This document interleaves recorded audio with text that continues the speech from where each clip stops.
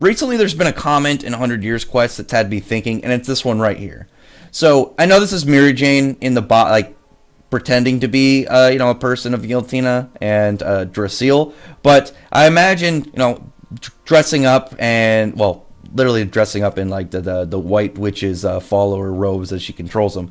But you know what I mean, like as impersonating this old man and going off to tell him like some lore about Aldoron. I would imagine that she would know at least somewhat of what's going on and somewhat of the lore in order to tell them. So I'll take the comment seriously, but what made me really curious is like the 500 years like comment, because relatively like in fairy tale, most of like big events are traced back to around 400 years. We don't know the exact time and date between all of them. We only have certain things, like obviously everything that went on with Irene would have happened before Acnologia, because the events with Acnologia and everything in in the Secreta Mountains is because the dragons went off to see what was going on, and then heard about dragon slaying magic, and then returned, and then everything went down, and things went bad for Acnologia. But from that, we can say at least like, oh yeah, well, Irene invented dragon slaying and stuff before Acnologia went crazy and stuff. But other than that, like, we have like 400 years is the base kind of like area that a lot of stuff happened. Like I said, Irene and Acnologia stuff. You got stuff with Zareth and whatnot. But if the 500 years comment was true, then Aldoron would be a potential road into events that happened before like this. Because like I said, most of the stuff we know, like big stuff, is 400 years in the past. We don't really know what happened before that. Like, there's always the possibility, like when you continue stories of, oh, maybe there's like just way more powerful characters.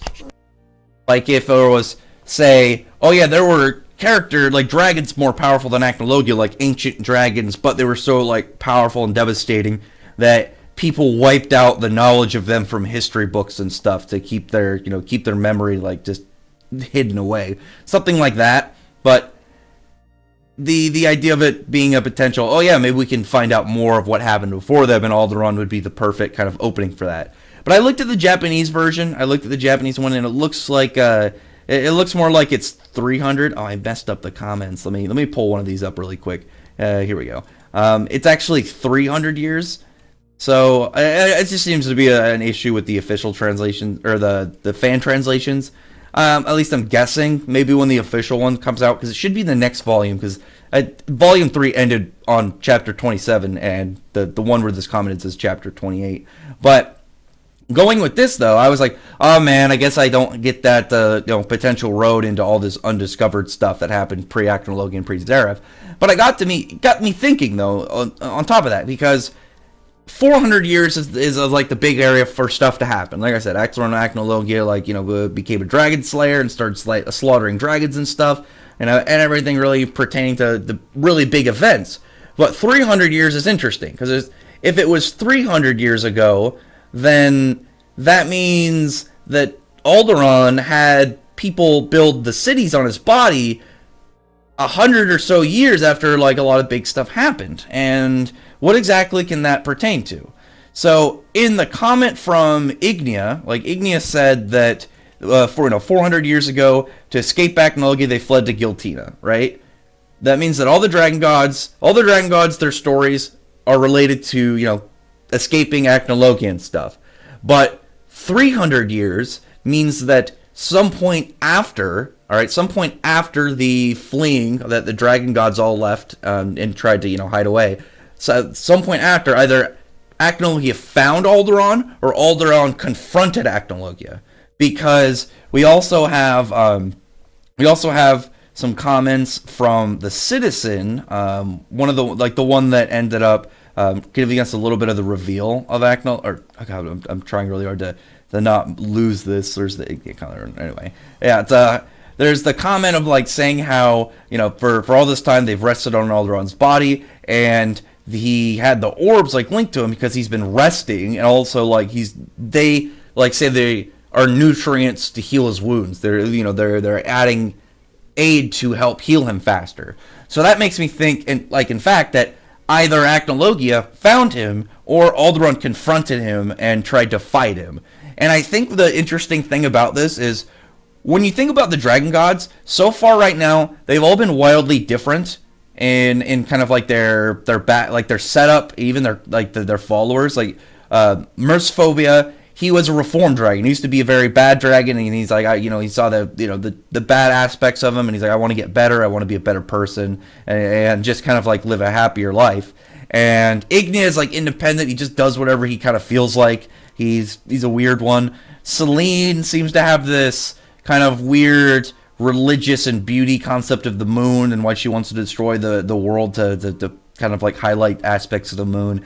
And Aldoron, we don't know much of him personally yet, but there are aspects we can really look at. Like, obviously, like, with his people, he's a lot more aggressive, because with Mercephobia, like, his people appreciated him, he was very kind to them. Aldoron, like, obviously saw his as, it was like a symbiotic relationship. It's like, yeah, you can rest on me and do all these things, but eventually I'm going to, require you, and they're like, okay. And then, absorbing them to, use them as nutrients to heal himself.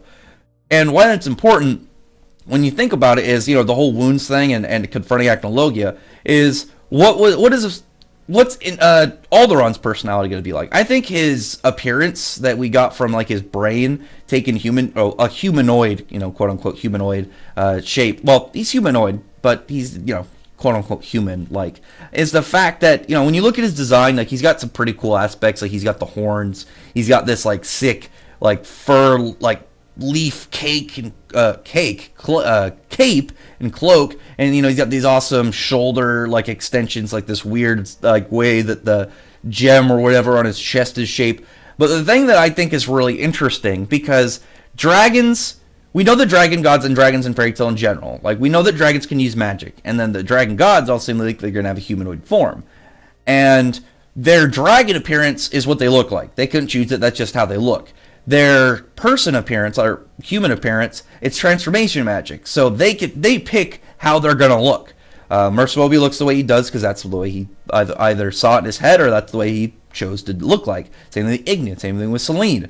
With Aldoron, though, this is how he decided to look. This is a physical manifestation of his brain in a much smaller, like, human-sized form.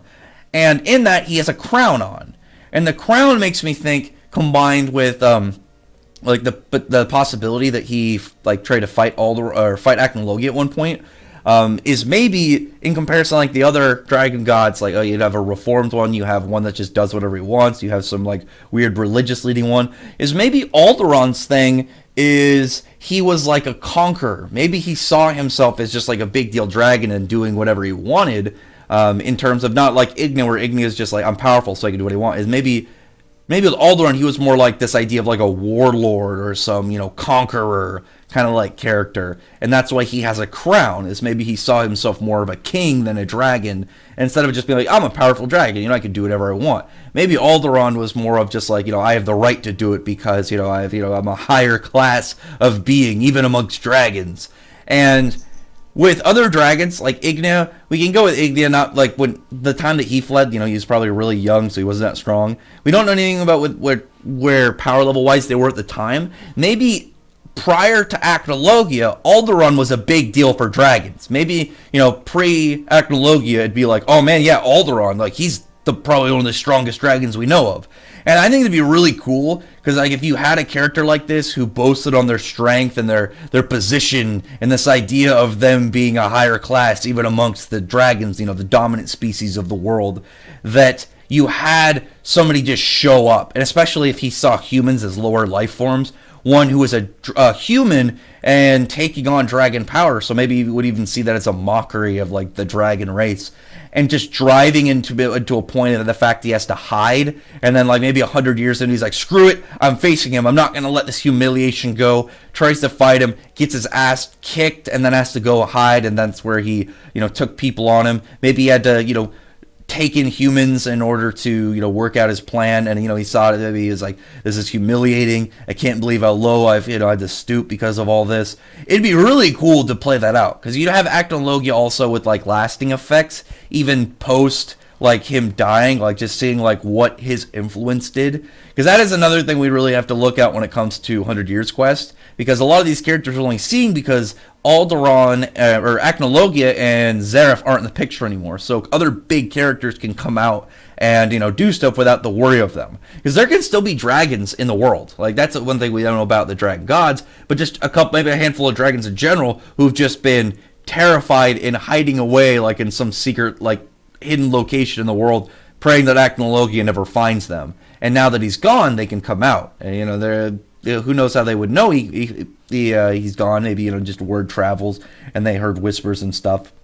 But Aldoron's personality, I'm really hyped to see. I want to see what makes him different than the other dragon gods. Something like this, where maybe he used to be a big deal, and because of Acnologia's arrival, that he just things just fell apart for him, would be really cool to see. And I do really like how all these big characters and their stuff ties to Acnologia, because we got a lot of that with Zareth, but we didn't get as many ties to Acnologia as I think we should have for a character who, in reality, is a bigger deal than Zareth in the long run. He didn't have as many big connections to like the main cast and stuff and important events and story pieces, but that's what we're getting now, and I think it'll be really cool to see more of just what Acnologia caused and what he did in other characters in the long run. Other than that, though, comment below. Tell me your thoughts about this. Do you think that's a really interesting thing for Aldoron? Like maybe he was a big deal at the time, and just watching this one man, this one human, showing up and taking pretty much everything from him and just humiliating would be really cool.